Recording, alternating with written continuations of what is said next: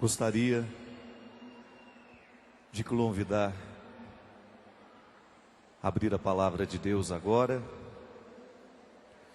em Efésios, capítulo 6.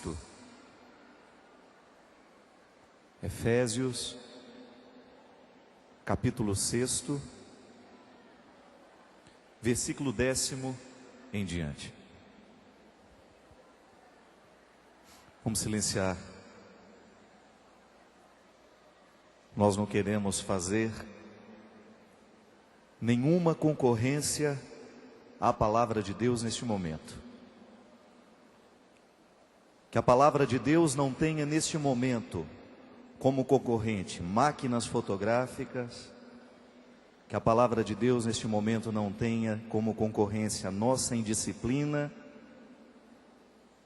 a nossa presença, mas que ela seja, que a nossa postura neste rincão agora demonstre que nós somos aliados da palavra que aqui se proclama. Nós viemos para isso.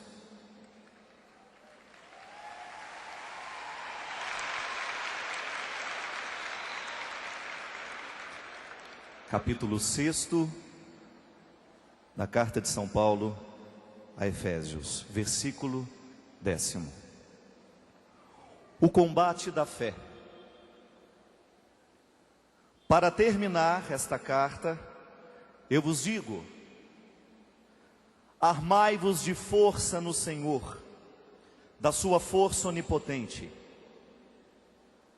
Revesti-vos da armadura de Deus, para estardes em condições de enfrentar as manobras do diabo. Pois não é o homem que afrontamos, mas as autoridades, os poderes, os dominadores deste mundo de trevas, os espíritos do mal que estão nos céus. Lançai mão, portanto, da armadura de Deus, a fim de que no dia mau possais resistir e permanecer de pé, tendo recorrido a tudo.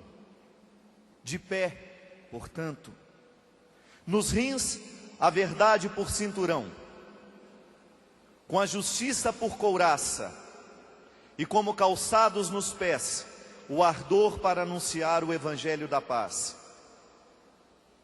Tomai sobretudo o escudo da fé, ele vos permitirá apagar todos os projéteis inflamados do maligno.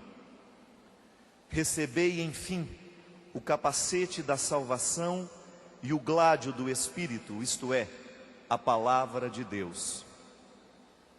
Que o Espírito suscite a vossa oração sob todas as formas, vossos pedidos em todas as circunstâncias.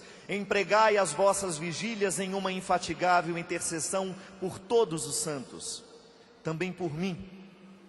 Que a palavra seja posta em minha boca para anunciar ousadamente o mistério do Evangelho, do qual sou o embaixador acorrentado. Ora, pois, a fim de que eu encontre neste Evangelho a ousadia necessária para falar dele como devo. Palavra do Senhor. Aplauda essa palavra maravilhosa.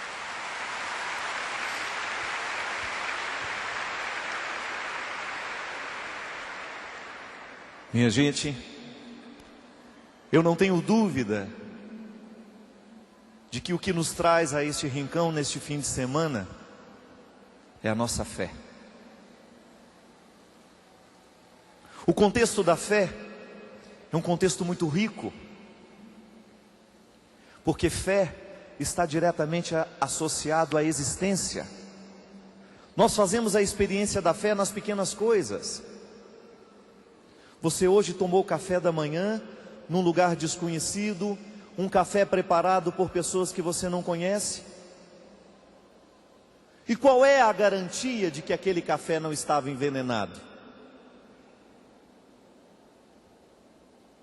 Quem lhe garantiu que aquela pasta de dente novinha que você trouxe para o acampamento não está cheia de um ácido corrosivo que vai destruir as suas gengivas? Isso é experiência de fé. Fé do dia a dia. Essa que não nos deixa enlouquecer. Você sabe que o neurótico é aquele que perdeu a fé nas coisas, né? Ele tem medo de tudo, de todos. A vida se oferece o tempo todo como uma experiência de perigo. O neurótico é assim. Às vezes eu tenho umas neuroses, eu tenho medo de pegar doença. O povo fica pegando na minha mão e fica, oh meu Deus, será que ele está gripado? Depois eu sou incapaz de levar aquela mão no olho, porque pode ser que ele esteja com conjuntivite. Uma conjuntivite incubada. Ainda bem que eu não encontrei aquele embaixador da África, senão eu ia estar apavorado. Fiquei pensando no desespero daquelas 75 pessoas que estiveram com ele. Um vírus que a gente não sabe nem o nome. A neurose entra dentro de nós justamente para nos limitar diante da vida. Pode observar, o neurótico, ele é sempre limitado. Ele deixa de fazer muitas coisas na vida por causa das neuroses que tem. O medo paralisa. O medo que já virou doença e por isso é neurose, já o impede de ter experiências fantásticas pela vida fora, porque ele está sempre preocupado com alguma coisa. A psicologia nos ensina que a neurose é um medo acentuado, é um medo que virou doença. Se nós estivéssemos com neurose de viajar, eu não vou não, pode acontecer um acidente comigo na estrada. Meu avião pode cair. Eu não vou lá não. Deus que me livre, tem que passar numa ponte. E se aquela ponte cai? Veja bem, que se você chegou aqui, é porque você faz experiências miúdas de fé. Você não coloca em questão o fato de que você vai dormir numa cama que não é a sua. Você não coloca em questão a possibilidade de um acidente. Não, você vem na experiência de fé. A fé é como se fosse uma experiência, é como se fosse uma realidade que nos retira a possibilidade do medo imperar sobre nós. Fé não combina com medo. A fé nos coloca na observância, claro. Eu tenho o bom senso de saber o que é perigoso, mas eu lido com aquilo que é perigoso sem medo. Por isso que São Paulo nos fala de maneira tão bonita, que a experiência cristã, ela consiste em você se revestir de tudo aquilo que fortalece o homem para a guerra. Calce os seus pés, para que você tenha a possibilidade de andar em lugares pedregosos, para que os espinhos da estrada não venham estragar os seus pés. Revista a sua cabeça de um capacete, para que se por acaso, abrindo espaço para os incidentes da vida, você não venha sofrer uma fatalidade porque estava descuidado. Revista-se da couraça, da justiça, amarre. Você sabe muito bem que essa palavra de Paulo, quando ele diz amarre nos seus rins a verdade, é porque os judeus carregavam amarrados na cintura pequenos trechos da Sagrada Escritura. O rim é o lugar que filtra tudo aquilo que a gente bebe. É o lugar que nos purifica. Por isso o significado bonito de amarrar ao órgão que nos purifica a palavra que vai realizar outras formas de purificação em nós. Quando Paulo nos diz que para nós enfrentarmos os perigos da vida, nós precisamos ter fé, ele vai contextualizar esta fé nos mostrando que ela é concreta, e que a fé passa pela experiência do bom senso, a nos orientar numa conduta humana, satisfatória, honesta, de sermos homens e mulheres, que ao professarem a fé em Deus, nós também professamos a fé na experiência do cuidado humano. Revista-se de uma couraça que lhe proteja, é o convite de Paulo. Não esqueça de colocar os sapatos adequados para você fazer a aventura que você quer fazer. Não esqueça de proteger a sua cabeça se você vai viver uma experiência de perigo. Veja como é bonito, gente. A fé é uma experiência humana que nos traz a experiência do bom senso. Acreditar em Deus não é viver absurdos, não. A experiência de crer em Deus nos remete diretamente à experiência de termos o cuidado com a experiência humana o tempo todo. É tão interessante você fazer a experiência da purificação pela palavra. A palavra pode bem-aventurar, ela bendiz. Uma palavra bendita tem o poder de nos purificar, de fazer jogar fora os nossos excessos. É quando você está diante de um texto bonito, diante de uma poesia, diante de uma música, e você tem aquela clara certeza e sensação de que aquela palavra está ocupando todos os espaços da sua alma, de forma que não há lugar para a amargura. Uma palavra bendita, uma palavra tocada pela leveza, pela inspiração poética, ela tem o poder de expulsar as maldições. Quantas palavras malditas entram nos nossos ouvidos? Quantas palavras imbecis, idiotas, arrogantes, tomam conta da nossa alma e nos preenchem com coisas ruins? E movido pela experiência de crer, você se reveste de tudo aquilo que tem que ser a força do cristão nos dias de hoje. Nós não estamos falando de uma religião sem compromissos, não. Nós estamos falando que a experiência de crer em Deus nos remete diretamente à responsabilidade humana de cuidar desta fé dentro de nós, a partir da experiência do bom senso. Quando você percebe que o jeito mais bonito que Deus tem de iluminar o mundo e de fazer esse mundo transformado e de mexer nas estruturas deste mundo é justamente quando Ele ganha espaço na minha consciência, na sua consciência. E a sua ordem, a palavra que ordena o mundo, Deus ordenando o mundo a palavras através da sua palavra que ordena também. Assim como um dia Ele ordenou que se fizesse a luz, eu continuo sendo o lugar onde essa palavra repercute. Assim como São Paulo termina dizendo, pedindo essa oração, para que eu não me esqueça nunca e que eu continue sendo o embaixador acorrentado desta palavra. Não no sentido de ser dela um escravo, não, dela eu sou prisioneiro no sentido positivo. Eu não sei dizer absolutamente nada se a palavra de Jesus não é a minha matriz. Se ela não funcionar dentro de mim como uma matriz que gera tudo que eu acredito, que gera tudo que falo, todos os meus valores provêm dessa palavra. Minha gente, o que eu acho interessante é que São Paulo, ao nos propor essa armadura, esse revestimento, é justamente para a gente suportar os sofrimentos do mundo. É para a gente dar conta desse dia a dia, desse cotidiano, que é igual para todos nós. Se tem uma coisa que cada vez mais eu estou convencido nessa vida, é da universalidade dos sofrimentos, das dores. A dor que dói em você, está doendo de alguma forma em alguém que está muito próximo. Basta a gente ter coragem de começar a contar. Os sofrimentos batem a nossa porta o tempo todo, as lutas precisam ser estabelecidas o tempo todo, porque nós somos limitados, a vida nos limita, somos limitados pela vida, nós limitamos a vida, a experiência do limite não pode ser retirado da condição humana. Mas e agora, o que eu faço? Revesti-vos da armadura. A palavra de Paulo é clara. Não há como você ir para o combate se você estiver despreparado. Nós vamos perder a guerra se a gente for sem preparo.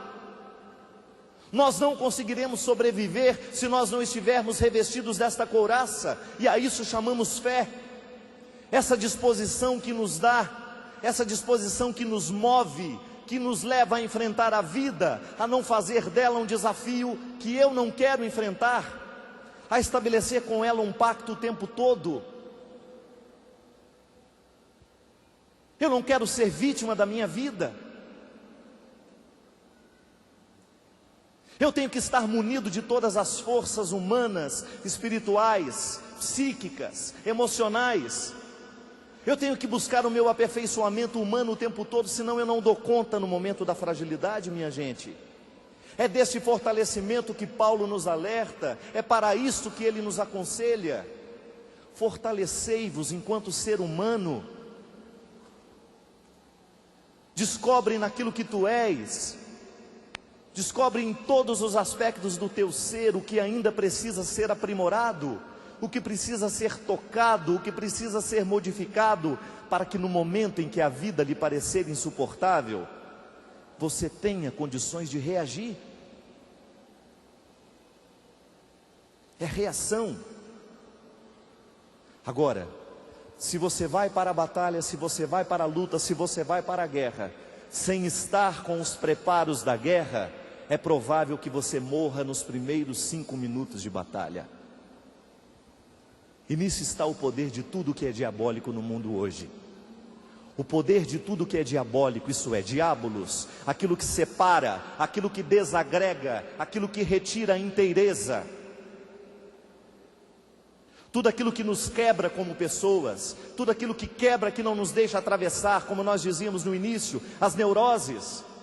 Neuroses são processos diabólicos em nós porque nos desintegram, nos retiram a possibilidade de vencer o combate. Quantas vezes nós fracassamos diante das dificuldades da vida, diante dos sofrimentos, justamente porque nos faltou fé. Mas isso precisa ser enraizado, concreto. Como é acreditar então, Padre? Ter fé é você reunir todos os instrumentais humanos para aquilo que é dom de Deus, isto é, a capacidade de crer nele. Assim como nós cremos no homem, assim como nós cremos naquele que fez o nosso café hoje. Este movimento natural de sermos positivos. Então, tudo isso que é instrumental humano, fortalecido a este dom de Deus, para que nós possamos permanecer de pé no momento daquela dificuldade. Nós podemos ser concretos. Olha para tudo que você experimentou neste ano. Quais foram as grandes batalhas que você enfrentou? Quantos sofrimentos foram vividos aqui, nas pessoas que estão aqui? Quanta dor veio visitar o nosso coração? E eu lhe pergunto, você venceu ou você perdeu? Ou eu atualizo ainda mais essa pergunta, você está vencendo ou você está perdendo? É muito natural que a postura do fraco, daquele que gosta de ser vítima, é atribuir todas as culpas dos fracassos e do não vencer a realidades exteriores. Eu não estou vencendo porque meu marido não me ajuda, eu não estou vencendo porque meu filho faz isso, eu não estou vencendo porque meu colega de trabalho não. Eu não estou aqui para pregar para o seu marido, para o seu colega de trabalho, para os seus filhos. Eu estou aqui para pregar para você. O destino desta palavra hoje é o nosso coração.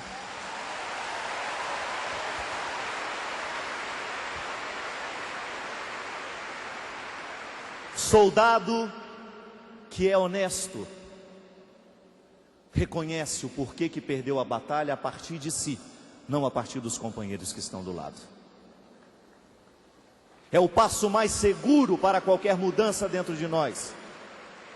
Deus não pode trabalhar em pessoas que se recusam a assumir as responsabilidades dos próprios fracassos e dos próprios erros.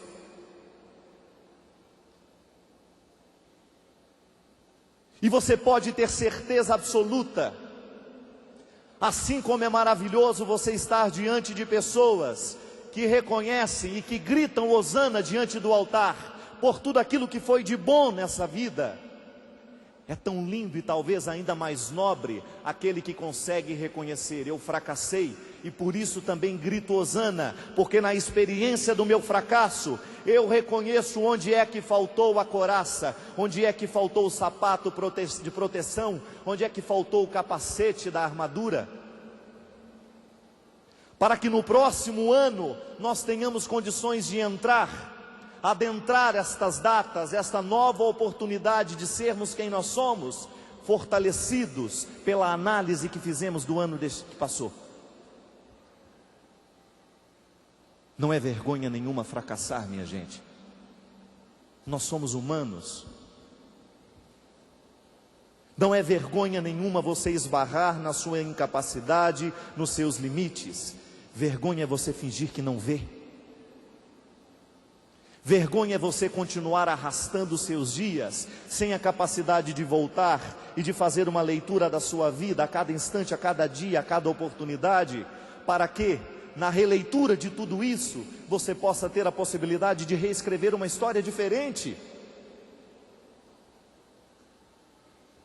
Estamos vencendo ou estamos perdendo na vida? E diante dessa resposta, por mais dura que seja,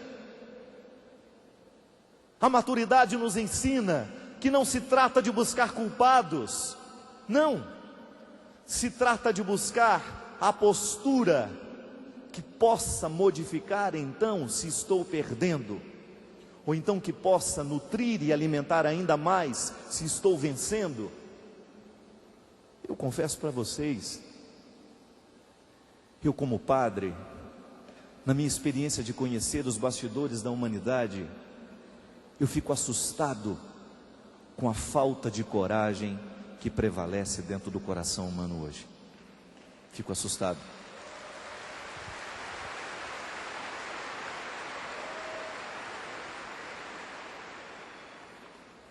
A palavra profética, minha gente, a palavra profética é uma palavra amorosa. Ela é dura. Mas palavras amorosas geralmente não são palavras de bajulação. Eu nunca vi um ser humano ficar bom de verdade quando ele é bajulado desde o início da sua vida. Palavras de bajulação não modificam ninguém. Palavras de bajulação correm o risco de nos anestesiar, a ponto de nós não sermos capazes de olhar para os nossos próprios defeitos. O que é muito bajulado, no momento do sofrimento, geralmente cai e ele não se levanta mais, porque ele está acostumado a ser o bom, ele está acostumado a ser vangloriado. Por isso a palavra profética não é uma palavra de bajulação, ela é uma palavra que fere. E aí você entra na dimensão mais bonita do amor, amor que é amor, fere. Assim como na atividade física, a musculatura precisa sofrer microlesões para ela poder crescer.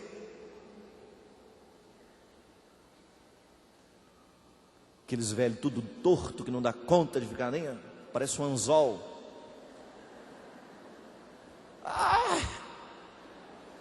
A minha mãe sente dor nas cadeiras, sente dor nos bancos, sente dor na mesa.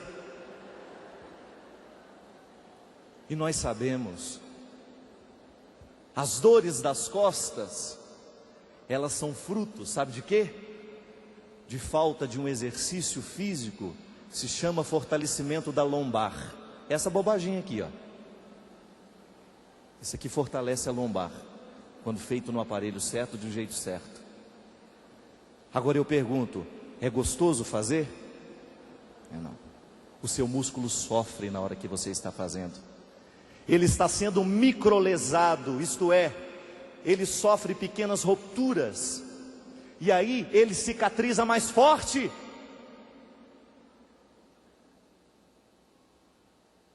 O ser humano que consegue fazer a experiência da disciplina física, sabe do que eu estou falando? Deus nos beneficia até os 40. Depois, meu amigo, segura que cai.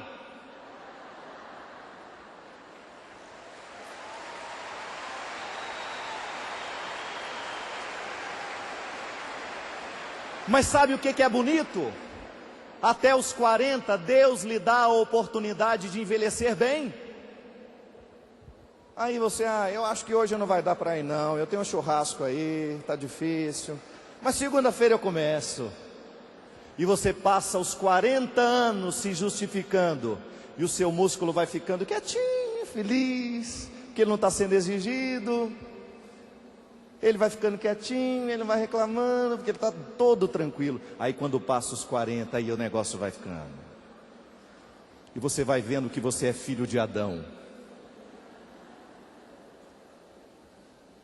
E aí você começa a sofrer as consequências da sua falta de cuidado com a sua lombar.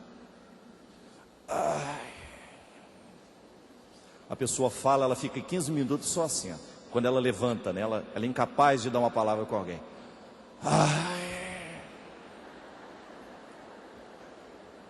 Aí ela senta, parece um pepino emendado numa abobrinha.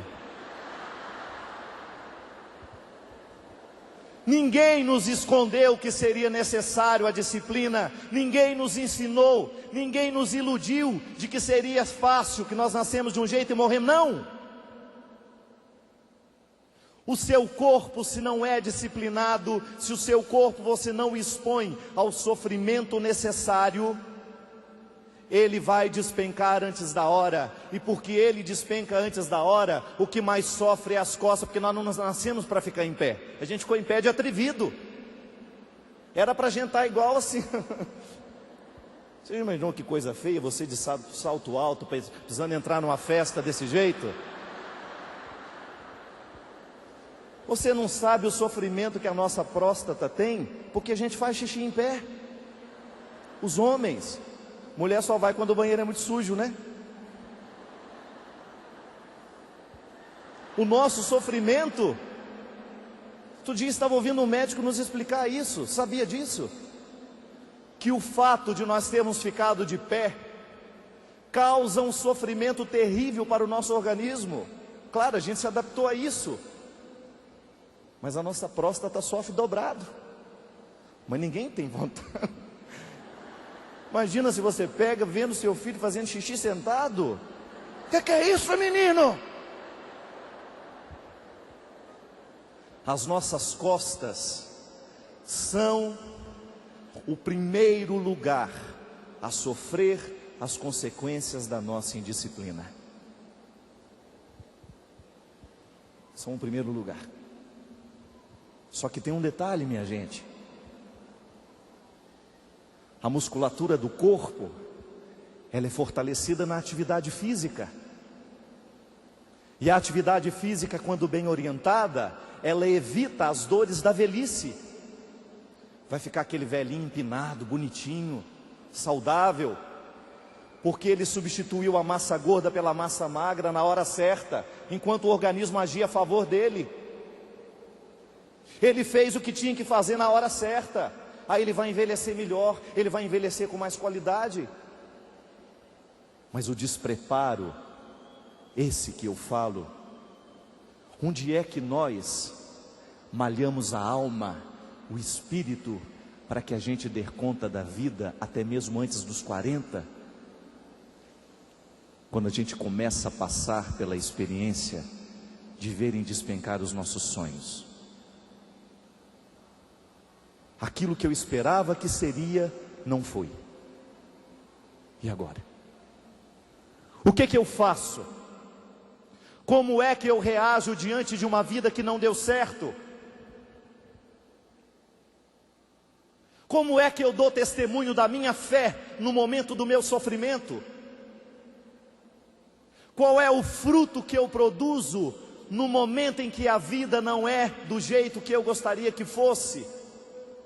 Qual é o fruto que eu produzo no momento em que eu tenho que conviver com os meus limites, com os limites que estão próximos? O aprimoramento do ser. Não é possível a gente dar conta da vida se nós não estivermos com o nosso ser aprimorado, esse que você não enxerga, mas que está aí dando motivos ou não para você ser quem você é. E é nesse momento que eu quero ler um texto que caiu ontem casualmente nas minhas mãos. que se chama ostra feliz não faz pérola. Ostras são moluscos, animais sem esqueleto, macias, que representam as delícias das gastronomias. Podem ser comidas cruas, com pingos de limão, com arroz, paella, sopas. Sem defesas, são animais mansos. Seria uma presa fácil dos predadores. Para que isso não acontecesse, a sua sabedoria as ensinou a fazer casas, conchas duras dentro das quais vivem. Pois havia no fundo do mar uma colônia de ostras, muitas ostras. Eram ostras felizes. Sabia-se que eram ostras felizes porque de dentro de suas conchas saía uma delicada melodia, música aquática, como se fosse um canto gregoriano, todas cantando a mesma música, com uma exceção, de uma ostra solitária que fazia um solo solitário. Diferente da alegre música aquática, ela cantava um canto muito triste. As ostras felizes se riam dela e diziam: ela não sai da sua depressão. Mas não era depressão, era dor. Pois um grão de areia havia entrado dentro de sua carne e doía, doía, doía. E ela não tinha jeito de se livrar dele, do grão de areia. Mas era possível livrar-se da dor. Veja bem, ela não podia se livrar do grão de areia que havia invadido a sua carne, a sua casa, mas ela podia se livrar da dor. O seu corpo sabia que para se livrar da dor que o grão de areia lhe provocava, em virtude de suas asperezas, arestas e pontas, bastava envolvê-lo com uma substância lisa, brilhante e redonda. Assim, enquanto cantava seu canto triste, o seu corpo fazia o trabalho por causa da dor que o grão de areia lhe causava. Um dia, passou por ali um pescador com seu barco. Lançou a rede e toda a colônia de ostras, inclusive a sofredora, foi pescada. O pescador se alegrou, levou-as para sua casa e sua mulher fez uma deliciosa sopa de ostras. Deliciando-se com as ostras, de repente, seus dentes bateram num objeto duro que estava dentro de uma delas. Ele o tomou nos dedos e sorriu de felicidade. Era uma pérola linda. Apenas a ostra sofredora fizera uma pérola. Ele a tomou e a deu de presente para sua esposa. Isso é verdade para as ostras. E é verdade também para os seres humanos. No seu ensaio sobre o nascimento da tragédia grega a partir do espírito da música, Nietzsche observou que os gregos, por oposição aos cristãos, levavam a tragédia a sério. Tragédia era tragédia. Não existia para eles, como existia para os cristãos, um céu onde a tragédia seria transformada em comédia. Ele se perguntou então das razões por que os gregos, sendo dominados por esse sentimento trágico da vida, não sucumbiram ao pessimismo. A resposta que encontrou foi a mesma da ostra que faz uma pérola. Eles não se entregaram ao pessimismo porque foram capazes de transformar a tragédia em beleza. A beleza não elimina a tragédia, mas a torna suportável. A felicidade é um dom que deve ser simplesmente gozado. Ela se basta, mas ela não cria, não produz pérolas. São os que sofrem, que produzem a beleza para parar de sofrer. Esses são os artistas. Beethoven. Como é possível que um homem completamente surdo, no fim da vida, tenha produzido uma obra que canta a alegria? Van Gogh, Cecília Meirelles, Padre Léo. E tantos homens e mulheres que precisaram, no momento em que o grão de areia invadiu a sua casa, para suportar as arestas do intruso, começou a cantar uma música embora triste, mas bonita. Bonita. Quando no momento em que a dor e a dificuldade veio bater a porta, nós a encontramos de um jeito nobre, diferente. Esse cristianismo que nos evita a tragédia para nos prometer uma comédia futura, eu não quero, porque isso não é humano. A mim não interessa uma religião que venha me entorpecer a alma e me fazer esquecer as dificuldades e as belezas da vida para me projetar numa esperança futura de céu. O cristianismo começa na rocha. O cristianismo começa no Calvário. O Natal que nós vamos celebrar é uma cena trágica. Está revestida de beleza, mas é trágica. É um menino que não tem onde morar, é uma criança que nasce no meio dos animais, porque não foi recebido pelos lugares da cidade. É dor, minha gente. Deus entra no mundo pela força da dor.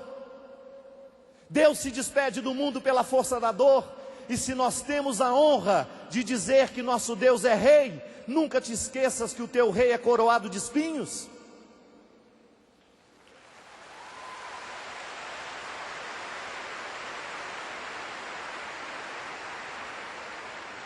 E que nós só poderemos reconhecer a glória e esta beleza da tristeza, se nós descobrirmos esse revestimento de alma, que nos transforma, que nos assemelha aos artistas, com sua capacidade maravilhosa, de revestir o cotidiano, aquilo que é o absolutamente normal de todo dia, de uma beleza nobre. Nunca choveu maná no quintal da minha casa. Eu tenho certeza que nunca choveu maná no quintal da sua casa. E mesmo assim nós temos fé.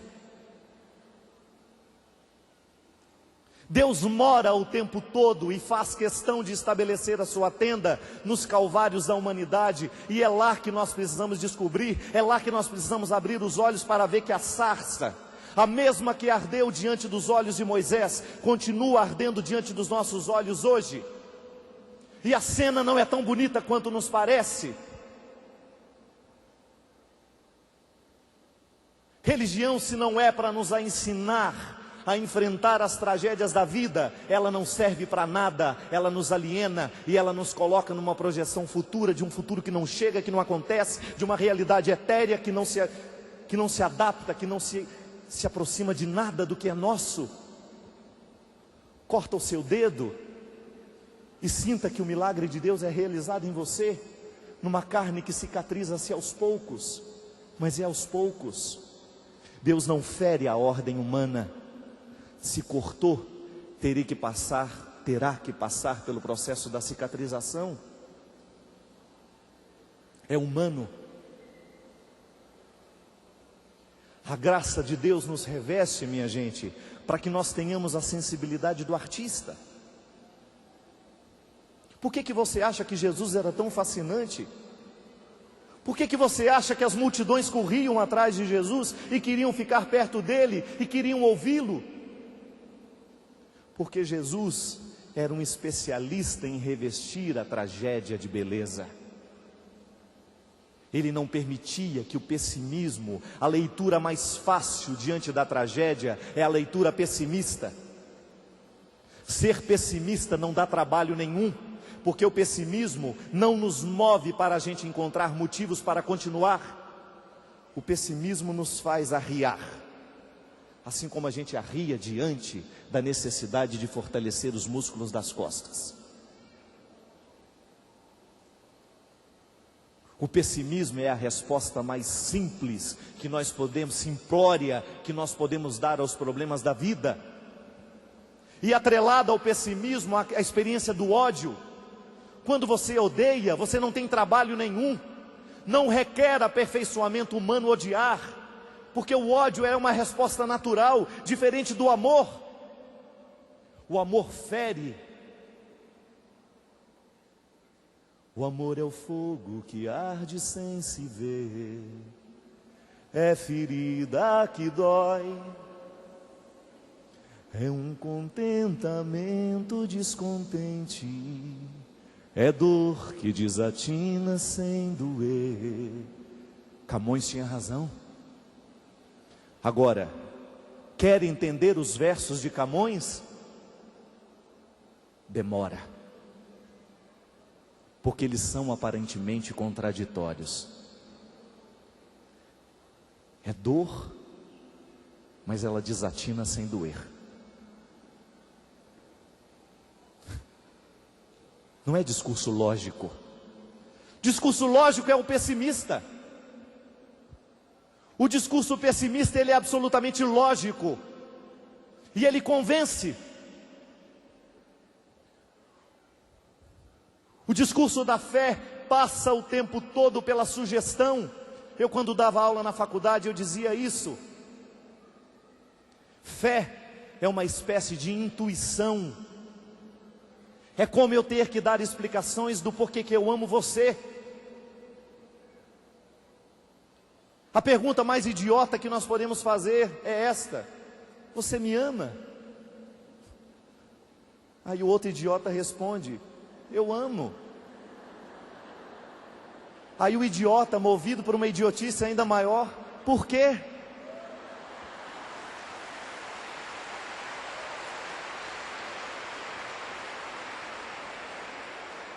E o idiota, movido pela idiotice maior do idiota que pergunta novamente, responde: não sei, porque se eu soubesse talvez não amaria. A gente ama sobretudo no momento em que nós não sabemos por que amamos. Acreditar é a mesma coisa, minha gente. Que pergunta idiota é essa? Por que você acredita em Deus? Eu não sei dizer por que eu acredito em Deus, não. O que eu sei é que no momento em que eu mais me sinto frágil, no momento da invasão da areia na minha casa, no momento da luta em que eu preciso estabelecer, eu creio, mas não sei por que creio.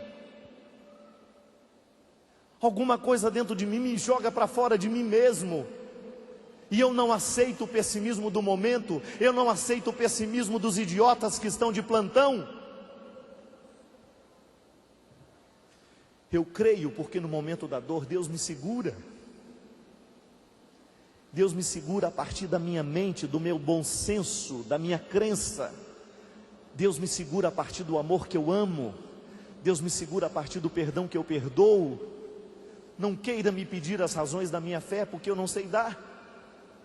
O que eu sei é que eu creio, e isto resolve o conflito, da mesma forma como o Chicó responde diante de João Grilo, personagens de Ariano Suassuna. Quando João Grilo insiste em saber como foi que aconteceu tudo isso, Chicó. Como foi que você pôde subir num rio, em cima de um peixe como se ele fosse um cavalo? E Chicó responde cheio de fé: não sei, só sei que foi assim. Foi assim.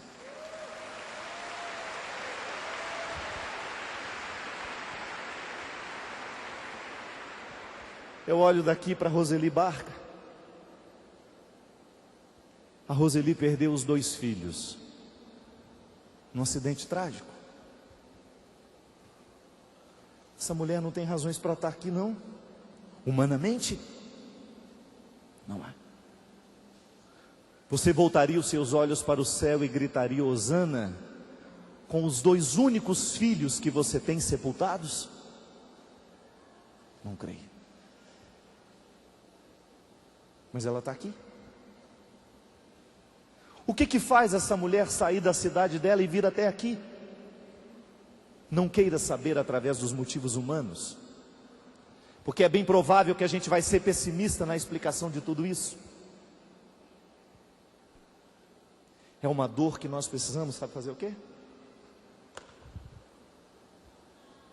Tira o sapato dos teus pés, porque esse solo é santo.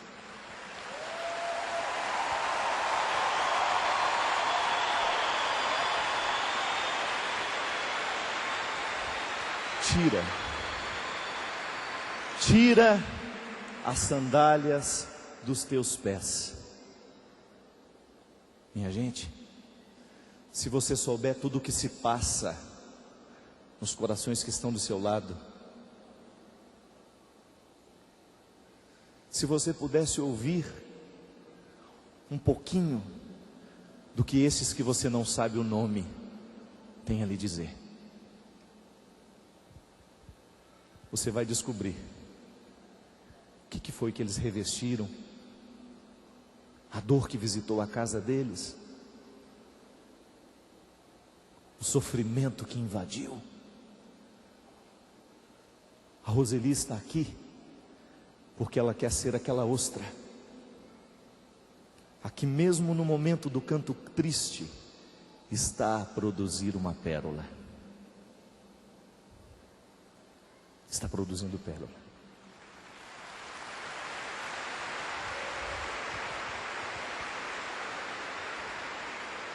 Olha para tudo aquilo que você enfrenta hoje, nesta lógica.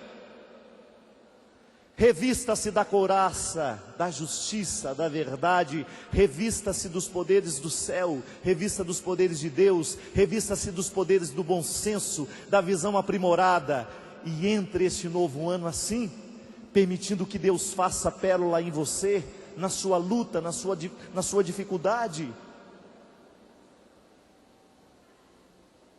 É dia de celebrar a vitória.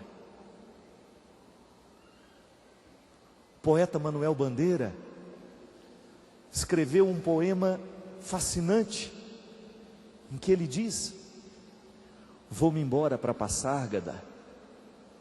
Já ouviu isso?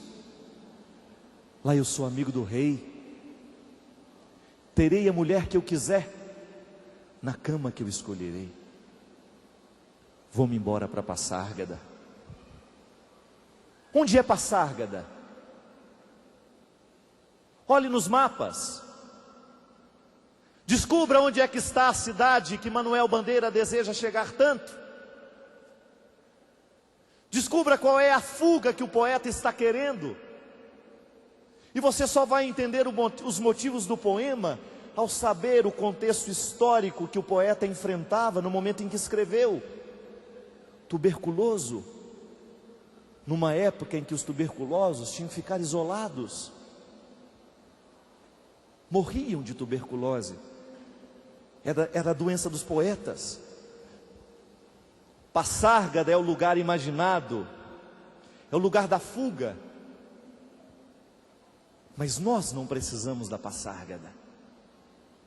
Eu não vou me embora para lugar nenhum, eu vou enfrentar o que hoje está diante de mim, que precisa ser vivido e experimentado. O Cristo nos motiva a enfrentar.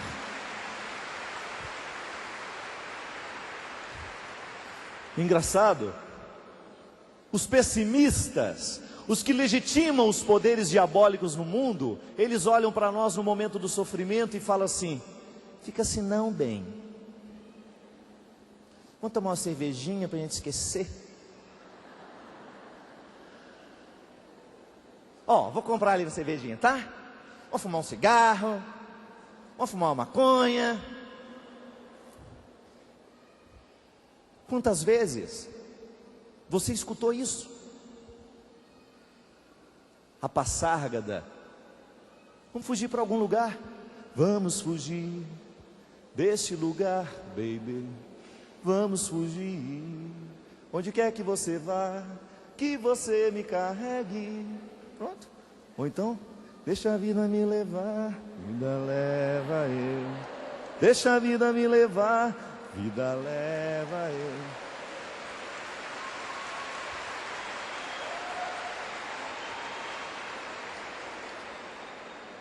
Não é a vida que vai me levar, não. Sou eu que vou levar a vida, porque sou eu que administro tudo isso. Não é possível ser feliz, ser homem de valores nos dias de hoje.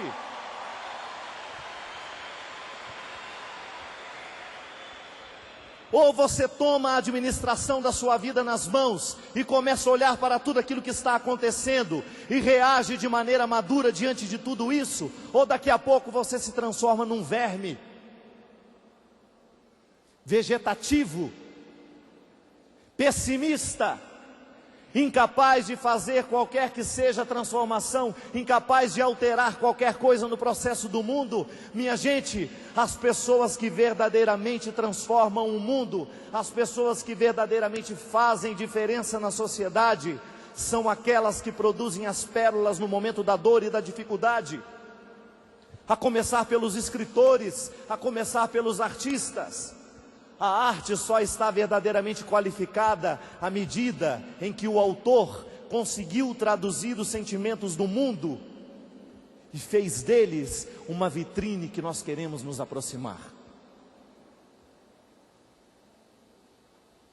É uma vitrine que nós queremos ver de perto. Mas é triste, padre, mas é belo.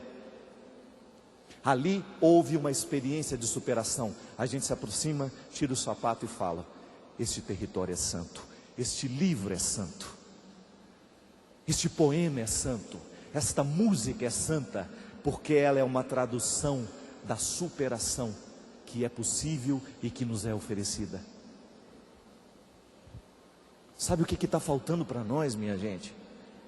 É a gente se recordar do que a gente é capaz. Nós estamos esquecidos demais. Nós estamos esquecidos do poder de Deus em nós. Homem e mulher que verdadeiramente está na perspectiva, homem e mulher que está verdadeiramente vivendo essa luta, que está verdadeiramente comprometido, o ser humano que está verdadeiramente comprometido com o reino dos céus, com uma religião que lhe coloca na experiência de fé, de bom senso, de luta, de acolhimento da graça. É homem e mulher que não aceita a palavra: eu não dou conta. Eu quero. Nós não temos o direito de dizer que a gente não dá conta se a gente não tiver tentado e ido até o final dos nossos limites. Se não, conversa fiada, justificativa simples. Chega de justificar as nossas incompetências, de colocar a culpa no pobre do diabo. Padre, eu não queria fazer não, mas o diabo foi tão forte. Eu nunca vi 1 litro de uísque correndo atrás de ninguém.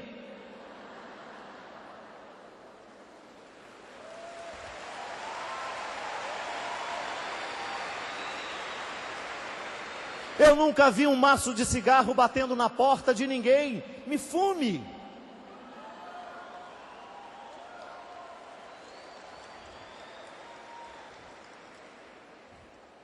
Somos nós que saímos do nosso lugar desprotegidos. Vamos desprotegidos. Nós não munimos de forças e a gente sai por aí. E aí o pessimismo toma conta de nós, a fraqueza toma conta de nós, e nós vamos perdendo, nós vamos nos esquecendo quem somos. Esse Hosana, já que a gente veio para comemorar, nós temos que estar aqui hoje com esta consciência. Eu quero me recordar quem eu sou, e Deus me fez um vencedor.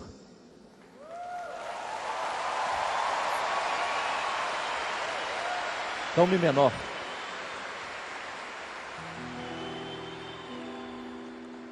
Somos eleitos, minha gente. Olha a palavra de São Paulo. É eleição. Deus não lhe fez um ser humano qualquer, não. Ele caprichou. Agora, se você morre sem ter chegado ao que você é, o problema é seu, não é do diabo nem dele. É falta de competência de ir buscar o que Deus lhe deu. Chega de lamentar, chega de ficar dizendo não posso, não quero, não dou conta.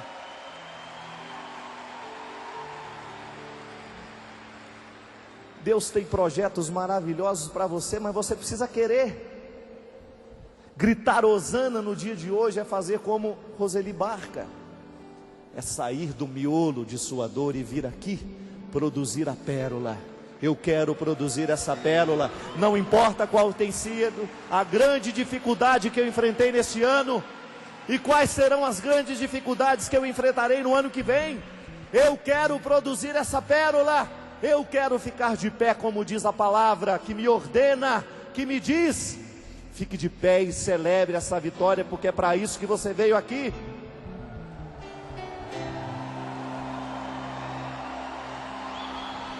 Vê quem te elegeu, te ungiu e consagrou.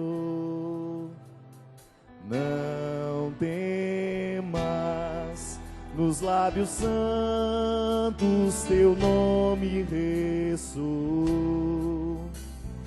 Não te chamou como um servo qualquer, mas com carinho um filho seu. Te capacitou, toda a força te deu, amparou e acolheu. Ergue-te, pois Deus te fez um bem. Celebra a vitória, o Senhor Jesus regressando está. Vitória, canta com unção sua vida. Celebra a vitória, o Senhor Jesus regressando está. Vitória, canta com unção sua vida. Tua vida. Vê que o tentador só procura te enganar. Temas.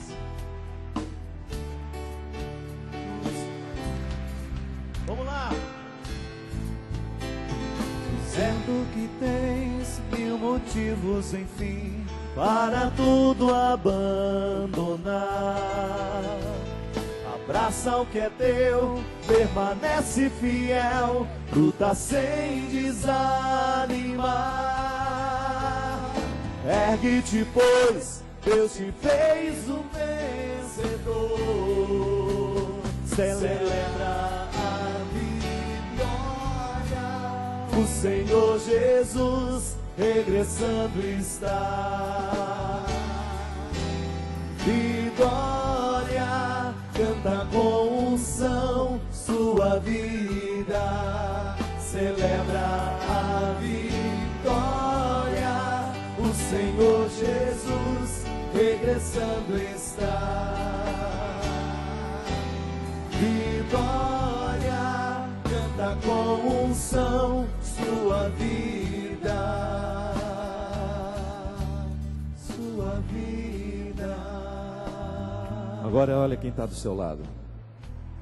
Faz um sinal da cruz nela, na testa, e diga: ergue-te, pois Deus te fez um vencedor. Produza a tua pérola. Não permita que o sofrimento te abata. Não permita que o sofrimento te destrua. Redescobre a fé em Deus. Redescobre a fé no teu Salvador. Grita vitória. Como é a canção nova? Celebra a vitória, o Senhor Jesus regressando está.